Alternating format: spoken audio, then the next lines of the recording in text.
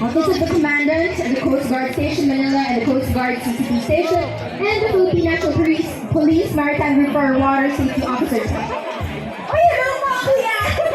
Akala ko may additional announcements sa Secretariat. O, diba? Ang bait nila. Okay, and the Metropolitan Manila Development Authority and the Manila Traffic and Parking Bureau for managing vehicular traffic. We were like in along the road, we were running and we were doing so much exercising there. So thank you guys for making sure we could use those roads because of the fun run. Nagamit din po namin.